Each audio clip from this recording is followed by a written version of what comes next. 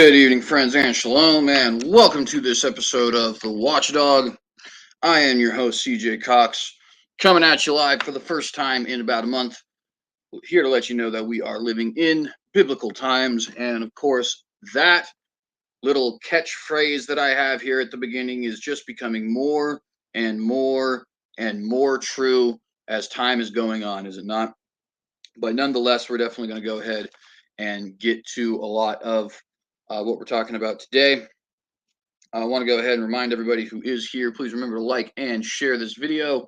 Please consider subscribing to the channel if you're not already, and if you have not done so, right, hit that bell to get notified every time that we go live.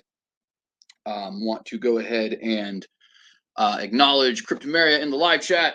Thank you very much for being here. Indeed, everything has gotten very real recently, and we're going to be talking a lot about one story in particular, namely the war in Ukraine, which I have decided to term Putin's war.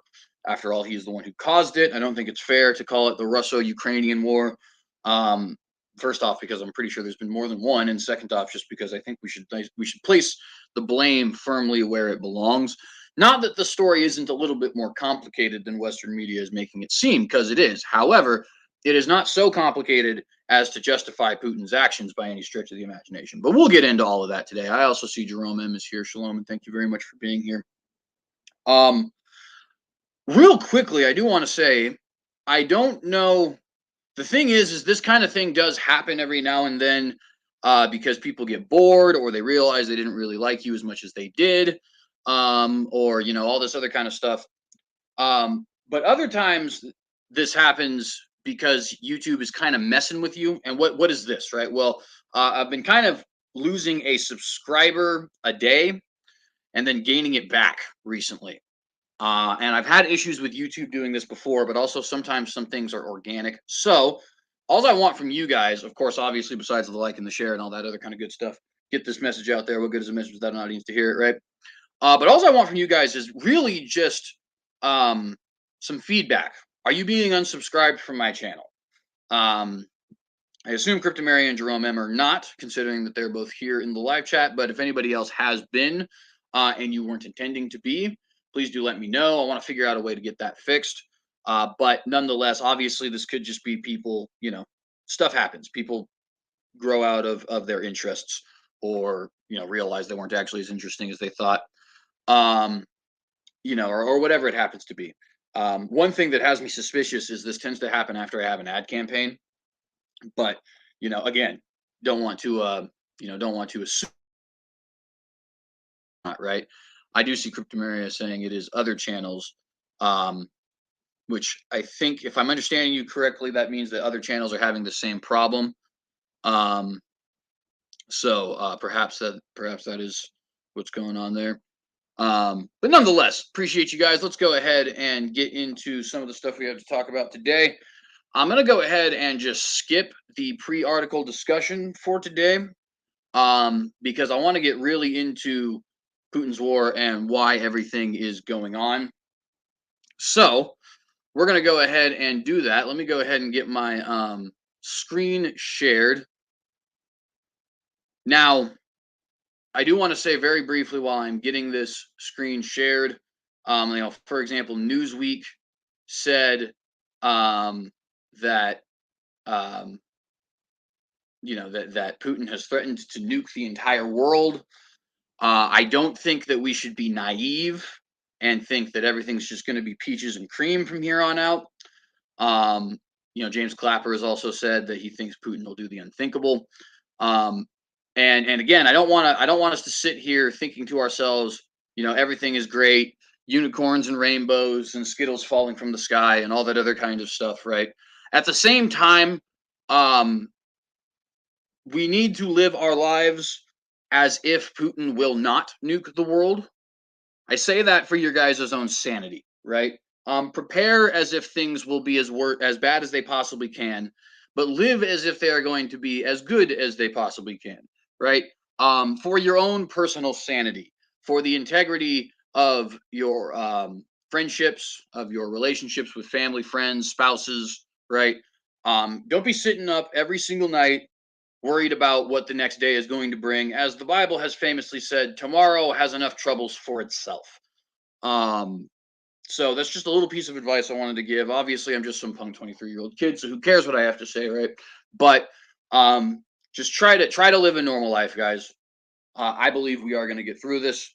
Obviously, the Lord's will be done, but nonetheless, let's go ahead and jump right into our conversation today.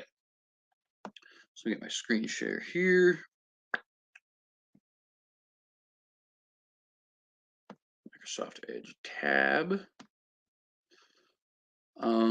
Now, what I want to do first, because I know that everybody is fully aware of what is going on from the Western perspective.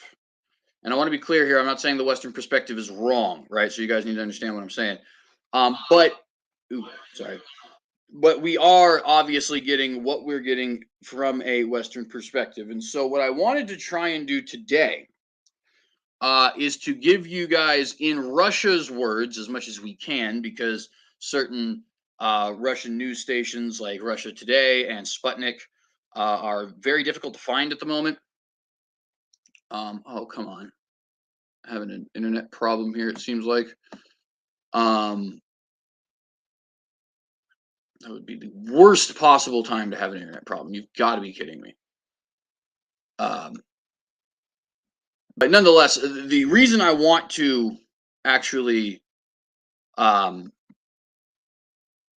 I don't know why this is actually having such an issue with me.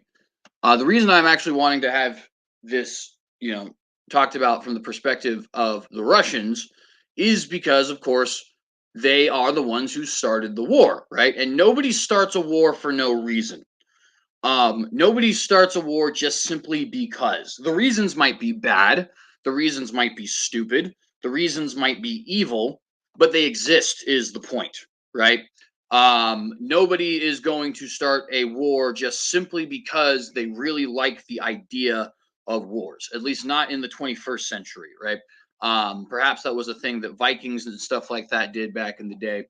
But even then, I tend to think that's more of a caricature of them than it is their actual, opinions on conflict. Everybody knows that dying's not fun. Everybody knows that pain is no bueno. Everybody has family members, and everybody cares for those family members, at least to a small extent, even if it's just because those family members make them feel good, right?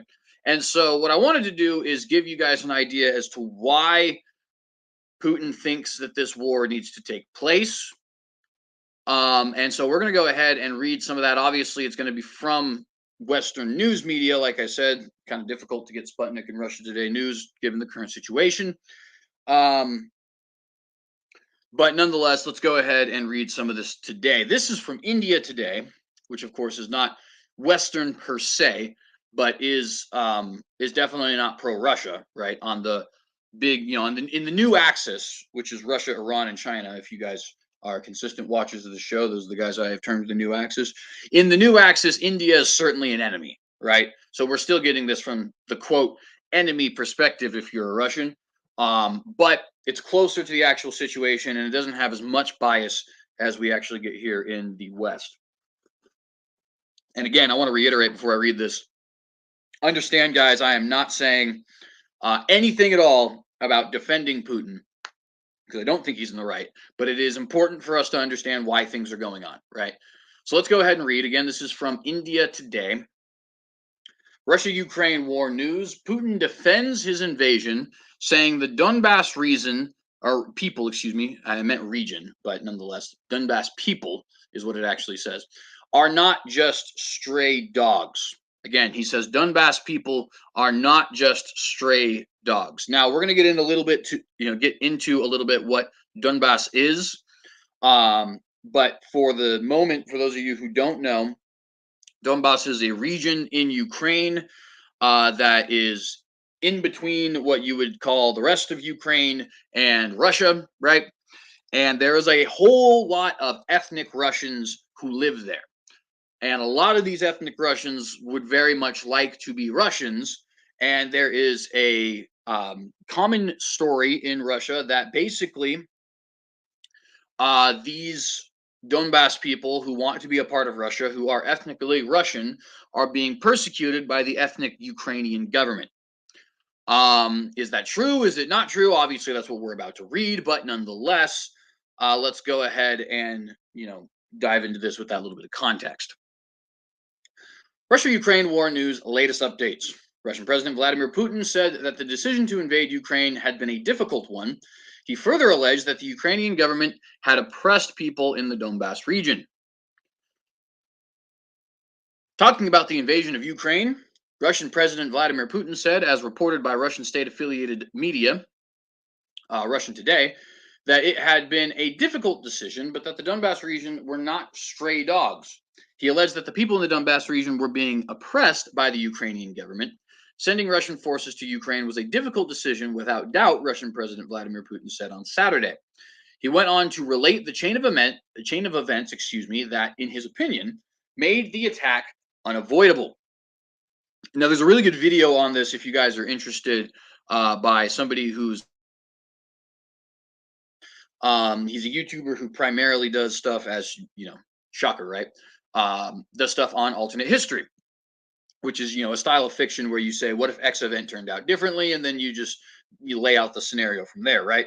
And he recently did a overview of what led to this conflict, and there is a level of truth to the Russian story in that it was assumed after the fall of the USSR, in Russia at least, not by the rest of the world, but in Russia, it was assumed that things like NATO had outlived their purpose, and that since the USSR was gone, NATO would eventually be gone also. Or potentially that Russia would at some point join NATO, right? This is stuff that was happening back when Bill Clinton and Boris Yeltsin were talking with each other. And there was a very light, certainly not official, verbal agreement between President Clinton, a couple European powers, and Russia that said not that NATO would abolish itself or that Russia would join, although that is certainly the impression that Russia got, but rather what was said is that NATO will not encroach upon the former Eastern Bloc states. So what are those, right? Poland, Ukraine, Romania, Belarus, etc., right? Now, excuse me. Now, again, this was a verbal agreement. It was a verbal agreement that took place 30 years ago. I wasn't even born yet, right? It was a agreement that definitely was not even still, even acknowledging its existence, was not everything that the modern day Russian government is saying, or that the Russian government back then was expecting. Again, what the Russian government was expecting is that there was going to be some kind of a peace throughout Europe where everybody could be kind of under the same umbrella, where NATO would, again, no longer exist as it has outlived its usefulness, or potentially would include Russia with it, right? Or maybe Russia get included with the European Union or something along those lines, right? Which, of course, was never the intention of NATO and was never the intention of the European Union. Now, in a way, this ended up being kind of a self-fulfilling prophecy, because Russia is obviously the reason that NATO exists, and Russia is going to remain the reason that NATO exists. What do I mean? Well, the whole reason why, the actual on-the-ground reason, the straw that broke the camel's back for this invasion, was allegedly that Ukraine was going to join either the EU or NATO, and Russia didn't like that. Russia thought that that would be a threat to their sovereignty. So they decided to attack Ukraine. Well, what would have been the consequences of Ukraine joining the EU or joining NATO? The consequences would have been that if you attacked them, you would have attacked the rest, by treaty, would have attacked the rest of Europe or the NATO powers. In other words, it would have been the only reason for Ukraine to join NATO or EU would have been as a defense mechanism against Russia. And in order to prove that that was unnecessary, Russia attacked Ukraine. You guys see the problem here, right? The reason that NATO is going to exist, at least until Putin is gone, is actually Putin, even though Putin's reason for being Putin is that NATO exists. And it's kind of just a cyclical cycle there. Cyclical cycles of redundancy, but nonetheless, you guys get my point. Moving forward. The offensive was launched on February 24th on Putin's orders. The majority of Western countries ruled it unjustifiable and unlawful, and since imposed tough sanctions on Russia. I don't really care much about international law, so I don't know what they mean by unlawful. I don't know how the Russian government's declarations of war work, though, and I imagine it's probably unlawful according to the Russian government. I don't know this for a fact, but I do know that Vladimir Putin has recently been taking a lot of power away from the Duma, which is like their Congress. It's really more like a parliament, but nonetheless, I think that Putin is definitely outside of the constitutionally enshrined parameters in Russia, without doubt. In fact, he had to change the constitution of Russia in order to make himself eligible for presidency for life. And by the way, he is going to be president for life. But nonetheless, as far as how exactly that works, I would need somebody a little bit more familiar with Russian government and how declaration of war works in Russia, to comment on that. Quote, I said this at the beginning of the operation, and I was talking about it before this decision was made, a difficult decision without any doubt, and quote, the president said, President Putin, as reported by Russia Today. As per the Russia Today report, he explained that the situation in Ukraine had spiraled out of control after what he calls 2014's unconstitutional coup. What does that mean? Well, let's continue. Which he said had been actively backed by the West. That is true, by the way. President Putin further alleged that the West did not even deny it had openly said, that they spent $5 billion to effect the unconstitutional coup. But some parts of the Ukraine reject the regime change, Putin claimed, as reported by Russia Today, that dissidents in the southeastern Donetsk, I'm totally pronouncing these wrong, I'm sorry, Donetsk and Luhansk regions have subsequently faced persecution. Now, let's kind of unmuddy the waters here a little bit. First off, what is the 2014 coup, that is being talked about? Let me go ahead and pull up. I'm only going to pull up the Wikipedia articles today because I'm limited on time. But we'll go ahead and pull up the Wikipedia here to kind of give you guys an idea of what exactly happened there. So it's called the Revolution of Dignity by Wikipedia and by the Ukrainian people and by a lot of the people who have gone out throughout the world, right? This is what history has decided to call it. As you can see here, it also goes by the name of Maidan Revolution. And the Revolution of Dignity took place in Ukraine in February 2014 at the end of the Euromaidan protests, when deadly clashes between protesters and the security forces in the Ukrainian capital of Kiev, or Kyiv, I believe is how you pronounce that, culminated in the ousting of elected President Viktor. Again, I'm definitely going to pronounce this wrong. I'm sorry, guys. I'm just not good with these Slavic style languages. Viktor Yanukovych, and the overthrow of the Ukrainian government. So again, deadly clashes between protesters and the security forces in the Ukrainian capital of Kyiv culminated in the ousting of elected President Viktor Yanukovych and the overthrow of the Ukrainian government. Okay, so this revolution of dignity is what Putin is referring to when he says it was an illegal coup that was backed by the West. Now, it is certainly true that this was backed by the West. I don't really know what the definition of a legal coup is, to be honest with you. I think coups kind of by their definition are illegal.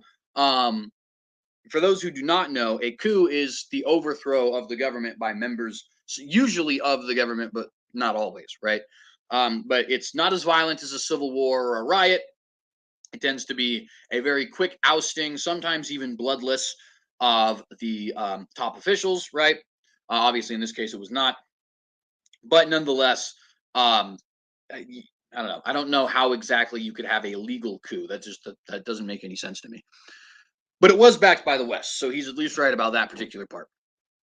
In November 2013, a wave of large-scale protests, known as Euromaidan, erupted in response to President Yanukovych's sudden decision not to sign a political association and free trade agreement with the European Union, instead choosing closer ties to Russia and the Eurasian Economic Union.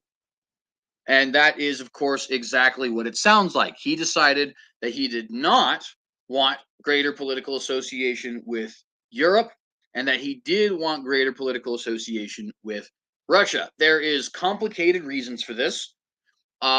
People have said he was a Putin puppet. That's not entirely untrue, but it's not entirely true either. He certainly was a Putin fan. I don't know if puppet is really the right word to use. But that's not the only reason why Yanukovych would want to have closer ties with Russia.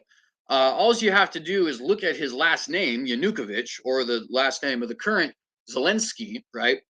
To quickly figure out that there is deep linguistic and cultural ties between the people of Ukraine and the people of Russia, right? In fact, that's a big part of the reason why the Donbass region has so many ethnic Russians in it. They have the same religion, namely Orthodox Christianity. They use a lot of the same names, namely Vladimir, Ivan, Victor, so on and so forth, right?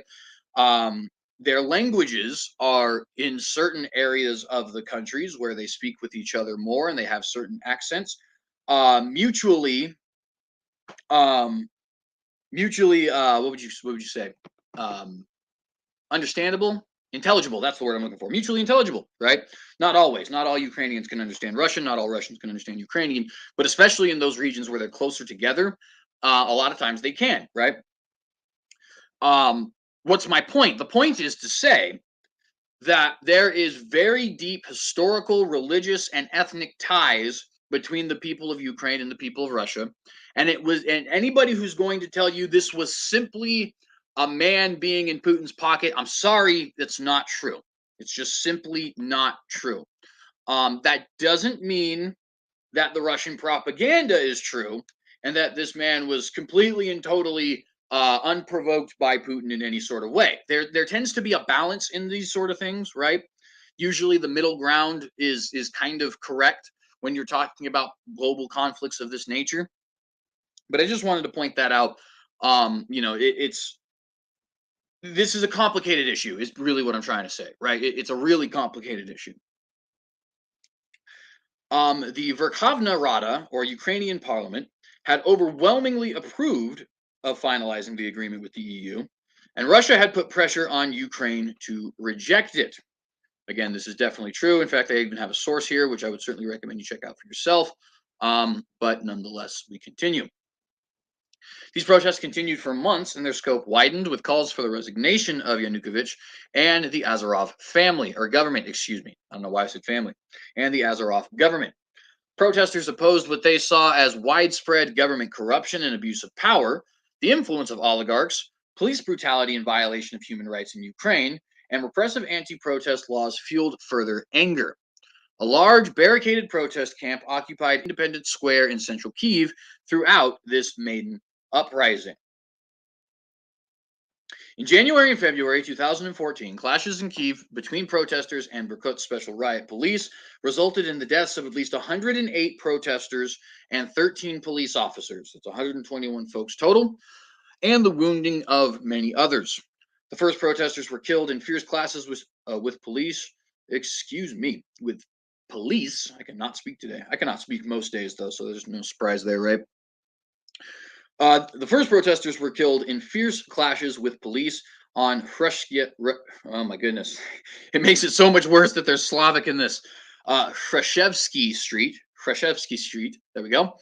On the 19th to the 22nd of January. Following this, protesters occupied government buildings throughout the country. The deadliest clashes were on the 18th through 20th of February, which saw the most severe violence in Ukraine since it regained its independence. That took place in 1991. Thousands of protesters advanced toward parliament, led by activists with shields and helmets, and were fired on by police snipers. On February the 22nd, an agreement between President Yanukovych and the leaders of the parliamentary opposition was signed that called for the formation of an interim unity government, constitutional reforms, and early elections. The following day, police withdrew from central Kyiv, which came under effective control of the protesters. Yanukovych fled the city and then the country. That day, the Ukrainian parliament voted to remove Yanukovych from office by 328 to 0 out of the parliament's 450 members. And of course, If you're even moderately good at math, you'll be able to see that 122 members of the parliament were just not voting at all. Yanukovych said this vote was illegal and possibly coerced, and that's likely accurate, and asked Russia for help. Russia considered the overthrow of Yanukovych to be an illegal coup and did not recognize the interim government. Widespread protests, both for and against the revolution, occurred in eastern and southern Ukraine, where Yanukovych previously received strong support in the 2010 presidential election. These protests escalated, resulting in Russian military intervention, the annexation of Crimea by Russia, I'm sure you guys remember that, and the creation of self-proclaimed breakaway states of Donetsk and Luhansk, and this sparked the Donbass War, which is actively ongoing. In fact, the invasion into Ukraine is really an escalation of that conflict. The interim government, led by I'm so sorry, guys. I'm sorry you have to live through these just absolutely awful pronunciations. The interim government, led by Arseny Yatsenyuk, signed the EU Association Agreement and disbanded the Berkut. Petro Poroshenko became president after a landslide victory in the 2014 presidential elections. The new government restored the 2004 amendments to the Ukrainian constitution that have been controversially repealed as unconstitutional in 2010 and initiated a large-scale purge of civil servants associated with the overthrown regime. There was also a widespread decommunization of the country. So, I'm sure you guys can see, and again, this is not Russian propaganda, this is Wikipedia, right? I'm sure you guys can see the extremely complicated nature of this conflict when you consider these really just absolutely ridiculous things that have been going on in the last decade, right? It is true when the Russians say that a Western-backed coup of Ukraine took place in 2014, that it was illegal, and that it was coerced, and that it was the removal of the lawfully elected president of Ukraine. All of that is accurate. It's 100% true. Okay. They add other claims onto that that are not as accurate. For example, they'll say that Zelensky, the current president of Ukraine, is a Nazi. He's literally Jewish. So that doesn't even make any sense. They will say things like there is genocide taking place in the Donbass region. That is not as easy to say yes or no on, to be honest. 14,000 ethnic Russians have definitely been killed in the Donbass region as the last 8 years. That's certainly a fact. And whether or not those were soldiers or citizens, who knows, I guess. I'm sure a lot of people do know. I definitely don't. That's one thing that I can't say definitively on. I do know that the United Nations, roughly a week ago, maybe a little bit less, was having a hearing on Ukrainian genocide of ethnic Russians in the Donbass region, and Russia just didn't show up. Whether that's because Russia thinks the UN is going to be against them, or because they think they don't have a case, or because they think, hey, we've already invaded Ukraine, there's really no point in, duking this out in the diplomatic sphere. I don't really know why, but the point is they decided not to show up, right? Ukraine claims that anybody who has been killed in the Donbass region has been an insurgent or somebody who has actively been violating the law. Okay. Is that right? Well, I don't know. I kind of doubt it. You know what I mean? I don't think Ukraine is innocent in this. I don't think that they should be invaded. I think that Putin is playing a very dangerous game. But I don't think it's fair to say that the Russian people are just making up the tales of persecution, right? But the other problem, to Ukraine's credit here, is a lot of ethnic Russians don't consider Ukrainians to exist. What do I mean by that? Well, there are a lot of people who are Russian who think that Ukraine is really a breakaway state of Russia, right? To give you an analogy, if Texas ended up becoming its own country, and 40 years down the line, there were some old guard who refused to recognize Texas as its own country, that would be pretty much analogous to what's going on as far as the Ukrainian-Russia conflict in that regard, right? That's why there's so many ethnic Russians in Ukraine who believe themselves to be living in Russia, right? And so, in that sense, that kind of gives a little bit of credence to what the Ukrainians say, right? No, we're not committing any sort of a genocide. We're fighting insurgents. And again, who's right, who's wrong? Honestly, I think both are right and both are wrong. If we just wanted to be perfectly clear with it, I think that the Ukrainians are definitely persecuting Russians in the Donbass region. The Ukrainians definitely did have an illegal Western-backed coup in 2014 that removed the lawfully elected president of Ukraine. And also, the Russian government is absolutely interested in a takeover of Ukraine, to be perfectly frank. Whether or not that's actually removing its statehood or just setting up a puppet government, who knows? The Russian government is certainly interested in expanding its territory, at least somewhat, to include the Donbass region and Crimea. The Russian government is certainly interested in establishing its influence over all of Eastern Europe, where it previously was before the fall of the USSR, right? So there's a lot to go around on all sides, is sort of the point that I'm trying to get here. But nonetheless, let's go back to our article.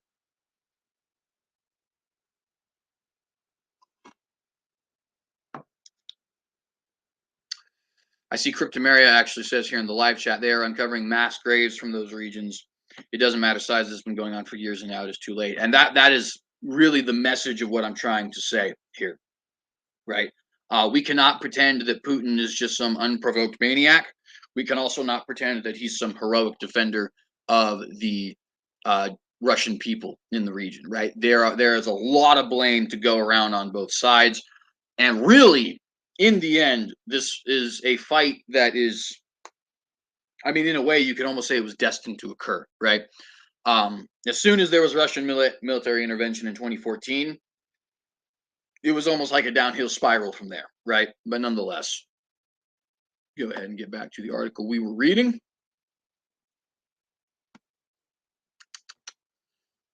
All right. The Kiev government, that's interesting, they just spelled it Kiev there. So Kiev and Kyiv are the same city. Just want to briefly let you guys know that. K-I-E-V, Kiev is the Russian pronunciation. K-Y-I-V, Kyiv is the Ukrainian pronunciation, but nonetheless.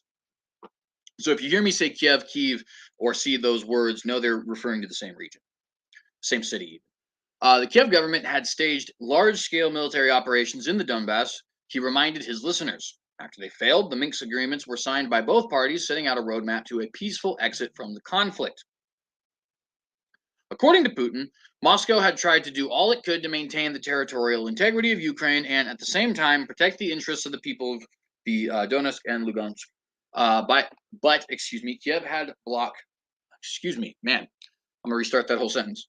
According to Putin, Moscow had tried to do all it could to maintain the territorial integrity of Ukraine and, at the same time, protect the interests of the people of Donetsk and Lugansk. But Kiev had blockaded Donbass, oppressed its people, and shelled the Donbass, he said. Listen, people. This is a quote from Vladimir. Listen, people. In the Donbass, the people in the Donbass are not stray dogs. Between 13,000 and 14,000 have been killed over there. More than 500 children have been killed or crippled. And what's especially intolerable is that the so-called civilized West preferred not to notice it during those 8 years, Putin said, as reported by Russia Today. The president listed several other issues which he said are deeply concerning for Russia. This included the lack of guarantees that Ukraine would not be admitted to NATO. And that goes back to that sort of self-fulfilling prophecy thing I was talking about earlier. He cited the same reasons on February the 24th before launching what the Kremlin termed a special military operation against Kiev. The West remains unconvinced by these arguments. And again, I'm not here to justify Vladimir Putin. I think he's in the wrong. I think he started a war that should not be started. But I do want you guys to understand this right here, what I've highlighted, that's a fact. That's absolutely a fact. And that's double the amount of people who were killed in the Yazidi genocide by ISIS, which everybody and their mother was talking about, as they should have been, right?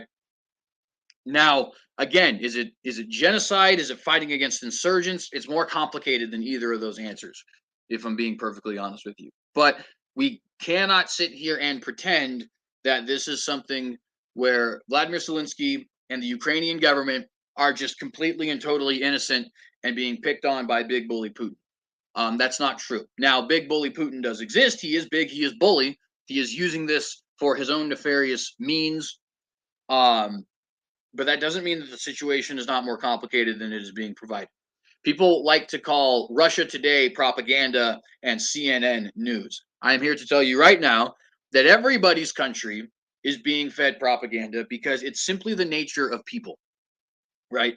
And this is something we often get confused. People think that when there's propaganda being pushed forward, when there's biased news being pushed forward, people think that that's because folks are just so evil and awful, and there's this secret cabal of terrible folk who just want to make your life absolutely miserable, yada, yada, yada, so on, right? That's not why propaganda happens. That's sometimes why propaganda happens. Sometimes people are really trying to maliciously deceive you.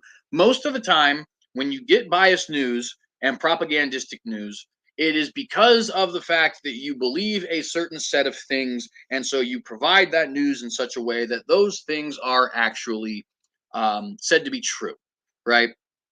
What's an example of that? If you look at old news coverage of the Iraq War, right?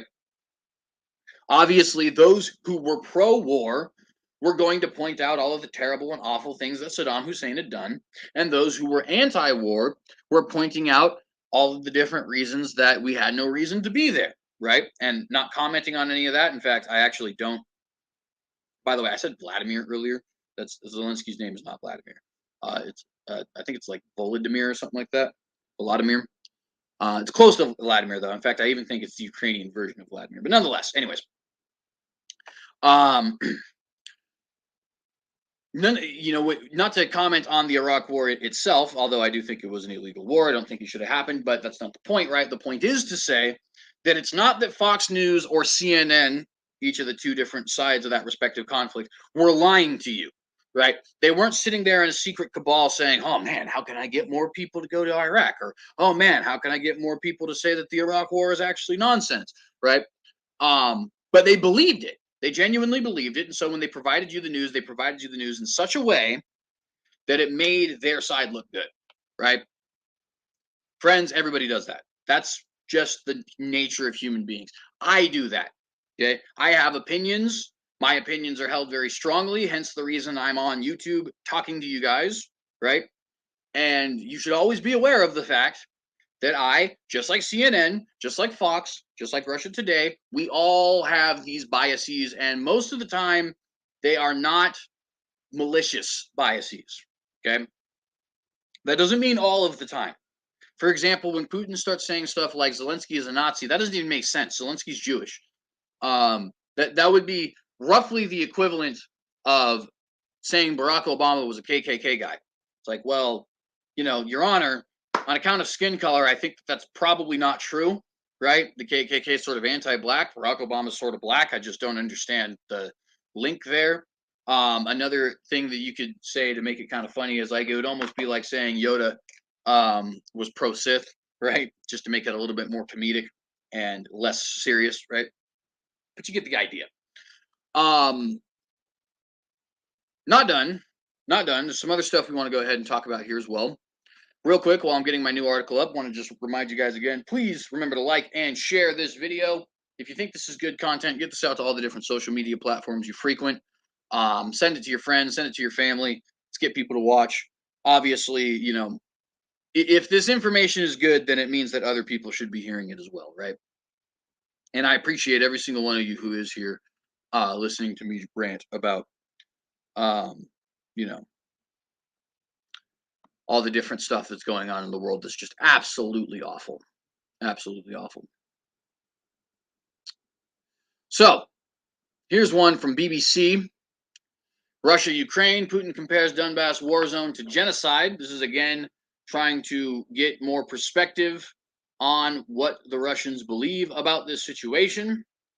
This comes from BBC, so this is obviously going to be significantly more biased than what we were just reading, but that doesn't mean it's going to be wrong, like I was just saying. Russian President Vladimir Putin has been hardening his rhetoric over the situation in Ukraine, saying the war in the country's east looks like genocide. Russian-backed rebels have been fighting Ukrainian troops since 2014, and tensions have been growing as Russia amasses troops on the border. This is a little bit before, I think, the. Let me double check on that. Yeah, this was a little bit before the actual invasion had taken place, right? So this is you hearing from the Russians couple months before Ukraine was ever actually invaded, right? Meanwhile, U.S. President Joe Biden discussed recent talks with President Putin in a call to his Ukrainian counterpart. There are fears that Russia is planning to invade Ukraine, which Russia denies, and of course that turned out to be a lie. But what isn't these days? Tuesday, Biden. Oh my goodness! One more time. Tuesday's Biden-Putin video call was seen as an attempt to ease tensions. Washington and its allies have warned the Kremlin of tough sanctions if it, again attacks its neighbor. Russia has accused Ukraine of provocation and sought guarantees against eastward NATO expansion and deployment of weapons, close to Russia. Ukrainian authorities have said Moscow could be planning a military offensive at the end of January, and it's taking place at the end of February, but whatever. Although U.S. officials say it is not yet clear whether President Putin has made a decision. I think it was. You don't amass troops on the border for no reason, sir. This was absolutely planned a while ago. I think it's been planned ever since Joe Biden became the president. Because I do think that President Putin was relying on President Biden's unwillingness to act. Whether you support or do not support, right? Support or what would the other word there be? Decry, I guess, President Biden. You do certainly have to understand that he is seen as kind of a joke by the rest of the world. Not so much because of his policies per se, but because of the fact that a lot of people aren't even convinced he's actually the leader. Is he? I don't know. Make your own decisions. But the point of the matter is, when people look at Biden, they look at a senile old man. That's what they see, right? They look at somebody who doesn't even have the respect of his own populace. They look at somebody who doesn't even have the respect of his own voters, right? Meaning the people who actively voted Democrat still don't like Biden. A lot of people in the United States aren't even convinced that he won the election fairly, right? And again, that's not the comment on that particular issue. It's just simply to say you're Russia / China / Iran / any other country that happens to have beef with the United States. This is an opportunity for you, right? And I am sorry if that's something that people don't like to hear, but it's true. People like strong or don't like, people fear, people respect strong leaders, right? Say what you will about Trump, say what you will about Obama, say what you will about Bush. There was not a single person on the planet who thought any of those three people would not bomb the all-loving crap out of you if necessary. There is nobody on the planet who believes that Biden will do that, right? Is that bad? I guess I don't know. Again, it's up to you guys. I actually kind of agree in a way with Biden's decisions recently. Obviously it's after the fact, the invasion has already happened, but when he said there's no scenario in which Americans shoot at Russians because that's when we wake up in an entirely different world, I don't actually think he's wrong about that, if I'm being honest with you. But, again, moving forward. The Russian president's remarks on Thursday were aimed at addressing the issue of discrimination. I could read, I promise. Against Russian speakers beyond Russia's borders, many of whom live in the Donbass region of eastern Ukraine. He said that the Russophobia was the first step towards a genocide. Quote, "We see and know what is happening in Donbass," he said, referring to the conflict zone. "It certainly looks like a genocide," end quote. Excuse me. White House Press Secretary Jen Psaki rejected the remarks, saying Russia was known for escalating its rhetoric and misinformation, which of course is true. You can just look at the Chechnya War or the Georgia War to kind of see results of that, and those just took place in the last 30 years. Quote, "So I think we have to take their own efforts to communicate to their public with a grain of salt," end quote. Mr. Biden briefed You crazy, oh my goodness. Mr. Biden briefed Ukrainian President Vladimir Zelensky in a 1.5-hour phone call on his conversation with Putin 2 days ago. The two leaders discussed, quote, the security situation around Ukraine and the prospects of activating the peace settlement, end quote, the Ukrainian presidential statement said. Mr. Biden also spoke to leaders of NATO members, close to Russia's borders. And of course, a lot of our troops are currently at those borders. I was actually going to show you guys a picture of the Donbass region, but this article has actually provided a picture for me. Everything highlighted here, the blue and the darker cream color, I guess. I don't really know what that is. That's all the Donbass region, right? The blue is what is currently held by separatists who are pro-Russia. But this whole region here is, and you can see what that actually looks like on a greater Ukrainian map if you look in the left corner.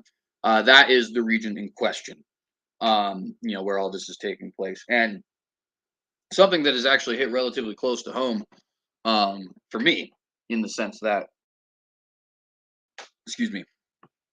I actually have a good deal of Ukrainians in my church, one of which was in this blue region on the 16th of February, just 8 days before the invasion took place.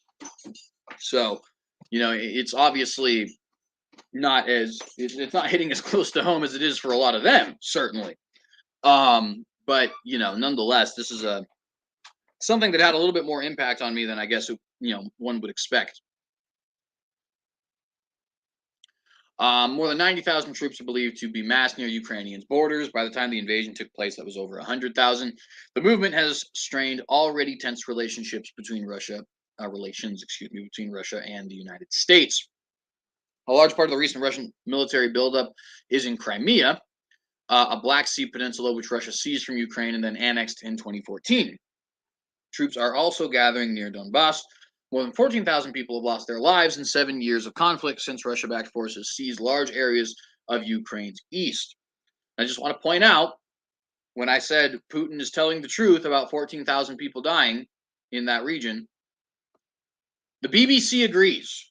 Why is that important? Not because the BBC is perfect and all, ultimately trustworthy in all their ways, but because they are anti-Russia, right? They're not neutral. They're not slightly against what Russia's doing currently. The BBC is an anti-Russia newspaper. I'm not criticizing. Again, everybody has their biases, right? But this is a paper which sees Vladimir Putin as the most dangerous tyrant on the Asian or on the European continent, okay? And yet they agree with Putin. More than 14,000 people have lost their lives in 7 years of conflict since Russia-backed forces seized large areas of Ukraine's east.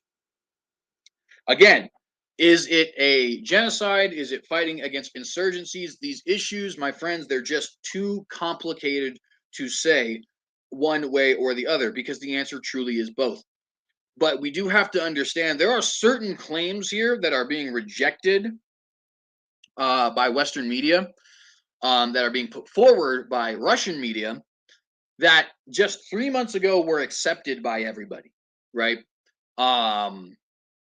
It's very clear to everybody who has any eyes whatsoever that what is going on in the Donbass region is very violent, that it is an ethnic fight between Ukrainians and Russians, and that the Ukrainian government, obviously, is backing the Ukrainians against the Russians and actively fighting against those Russians, right? So you just got to understand those things.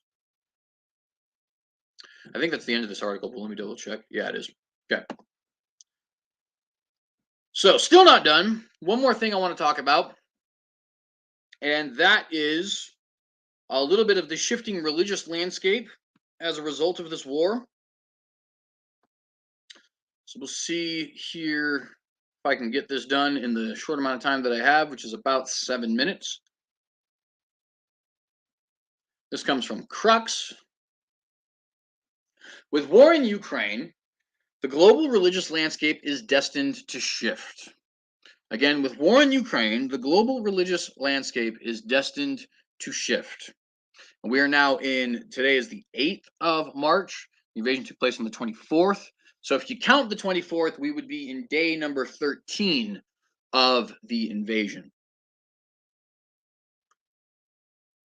Wars always have wildly unforeseen consequences, eviscerating a status quo and violently shaping new realities. While most pundits are pondering the geopolitical, diplomatic, and military fallout from Russia's invasion of Ukraine, Putin's war also seems destined to have important consequences on the religious scene. Right now, what those consequences may be seems impossible to describe, but it's certainly worth contemplating the possibilities. And one possibility I'd like to contemplate right off of the bat is greater union between the Russian Orthodox Church and the Catholic Church as they become kind of the quasi peacemakers in this conflict, right? The Catholic Church representing the West and the Orthodox Church representing the East. I do believe you're going to see those two churches become integral parts of the peacemaking process. I also think we're probably going to see an expansion of the power of certain international political bodies and religious bodies as well. World Council of Churches, United Nations, NATO, Eurasian Economic Conference, so on and so forth. I think all of that stuff is probably going to become much more powerful than it previously was. Remember, the current UN General Secretary, whose name is Gutierrez, I believe, Antonio Gutierrez. Yes, sir, Antonio Gutierrez. Said roughly 6 months ago that he would prefer there to be a new UN 2.0 with teeth, meaning with the ability to enforce its dictates and decrees, right? Well, if that's actually going to take place, and I kind of think it will, Putin has provided a wonderful opportunity to make sure they start setting that sort of a thing up, right? Putin has set up and I don't know if he did it on purpose. I don't think he did. But nonetheless, he has set up all of the foundations for the UN, the World Council, the Orthodox Church, the Catholic Church to make a huge impact on this war by being the peacemakers and essentially giving themselves more power, right? I assume Putin didn't mean to do that because I assume that Putin doesn't want that, but maybe he does. To begin with, there are three clearly religious dimensions to this conflict that so far have been largely overlooked in most analysts, by most analysts, excuse me. This is continuing in the article, by the way. First, the war may affect relationships between the world's Orthodox churches. There are 300 million Orthodox Christians in the world. I think that's specifically Eastern Orthodox. I don't believe they're counting Oriental Orthodox, but I could be wrong about that. Nonetheless,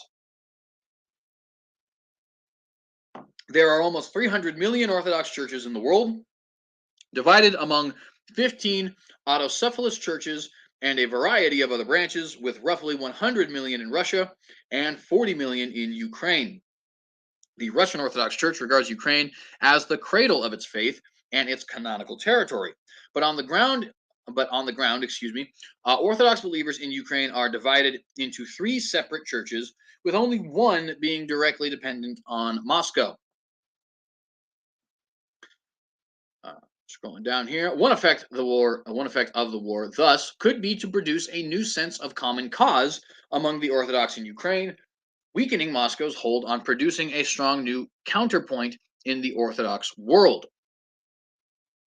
At the beginning of the war, the Moscow branch of the Orthodox Church in Ukraine issued strong statements condemning the invasion, though the content has since been scrubbed from its website.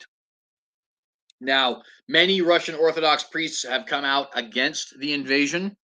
I don't think that the Russian Orthodox Church has an official statement, but I do know there are very many people within the Orthodox Church who have said they do not approve of what Putin is doing. One effect of the war thus could be, I just read that. In addition, a contest has been unfolding for some time for leadership in the Orthodox world between Moscow and the Patriarchate of Constantinople, led by Patriarch Bartholomew I. Bartholomew I will end up winning this fight for leadership, by the way. I'm not a prophet. I could be wrong about this, but I am almost as sure of this prediction as any prediction I have ever made. The Patriarchate of Constantinople will absolutely win the Orthodox fight. Because the Patriarchate of Constantinople has all of the power. The Russian Patriarchate has almost none. Broadly speaking, Constantinople is considered the more progressive and pro-Western point of reference. Bartholomew, for instance, is an ecumenical figure who engaged in multiple partnerships with Pope Francis, while Moscow is seen as more conservative and confrontational. And again, that does kind of harken back to what I was saying earlier about how I think that the Eastern Orthodox Church and the Catholic Church are going to end up being very important players in the peacemaking process whenever that actually begins. In general, Constantinople has the stronger claim to preeminence, rooted in the traditional conception of Constantinople as the first among equals in the Orthodox tradition. To be fair, that's not 100% true. The first among equals, according to the Orthodox tradition, is supposed to be Rome.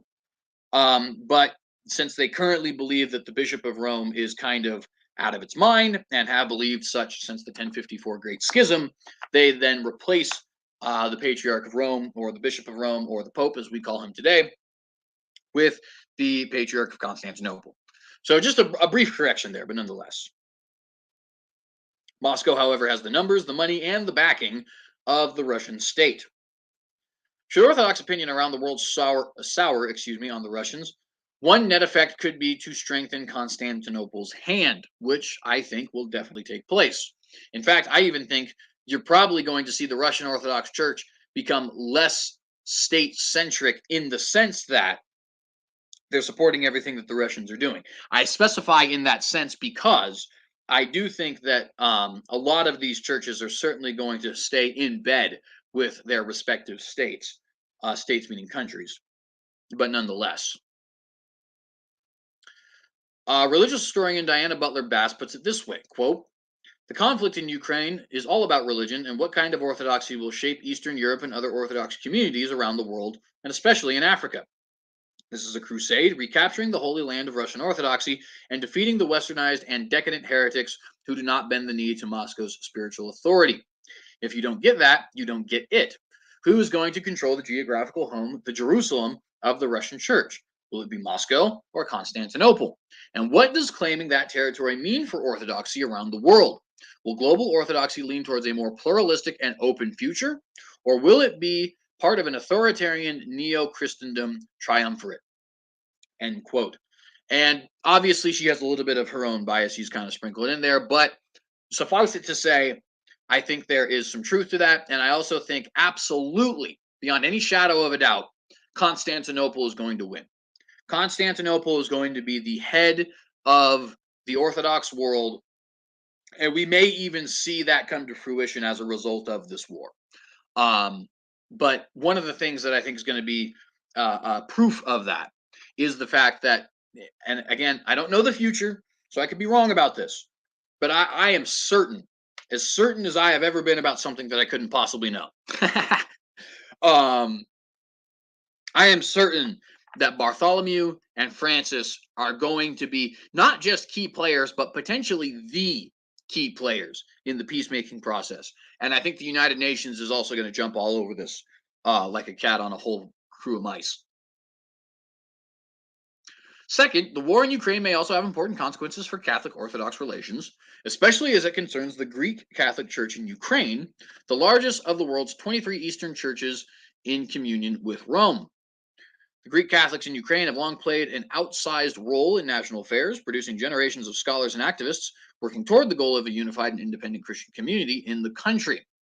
Greek Catholics are generally strongly pro-Western and resistant to Moscow, playing important roles in Ukraine's various pro-independence uprisings, and for precisely this reason are likely to be at great risk as the Russian offensive continues to roll out. Stretching back to Paul VI, the Vatican's broad policy of vis-a-vis Russian Orthodoxy has been, excuse me, I kind of said that wrong. The Vatican's broad policy vis-a-vis Russian Orthodoxy has been detente, going to great lengths to avoid confrontation. In fact, even right now, Pope Francis refuses to condemn Russia for the invasion because ecumenism is kind of his main goal, right? The soft love approach was confirmed under Pope John Paul II and his long-cherished dream of a Christianity that would breathe with both lungs, East and West. The Polish Pope was a relentless opponent of communism and helped trigger the collapse of the Soviet Union, but he tended to deference and tact when it came to the Russian Orthodox. All that was frustrating for many Catholics during the Cold War, and it remains so today, given that Pope Francis still has not even publicly named Russia as the aggressor. That is still true today. Nor has he condemned Putin's actions like many other global leaders have done. Current conflict may have potential to change that calculus. Granted, Friday's virtually unprecedented drop in at Russia's embassy to the Holy See wasn't accompanied by any public criticism of Moscow, but let's face it, a pope doesn't go storming down the Via della, and I'm totally going to pronounce this wrong, I'm sorry, but nonetheless, um, down the Via della Conciliazione, I'm going to go with that, to a foreign embassy because he's happy. Perhaps the fallout from the war will be to shape a new Vatican brand of ecumenism, one that's a bit more robust in its capacity to push back. I wouldn't word it that way, but I think the article writer is right. I don't think it's going to be robust in their abilities to push back. I think it's going to be one of those things where they have been given more legitimacy by the various states and peoples, right? And I think that's probably going to happen as a result of them being key players in the peacemaking process.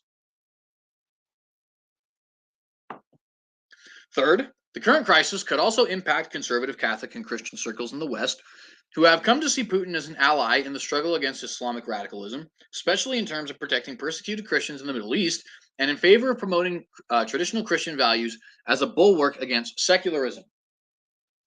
If some of those conservative Catholics and Christians sour on Putin, it could trigger a quest for other ways to advance their aims. It is also worth noting, by the way, that Putin's pretense of being a great defender of the faith on the global scene isn't entirely bluster. At critical moments in the Middle East, Putin has used Russian power in ways that actually have benefited Christian populations, most notably in the struggle against ISIS in Syria and Iraq, which again leads me to tell you guys this is way more complicated than you think, right?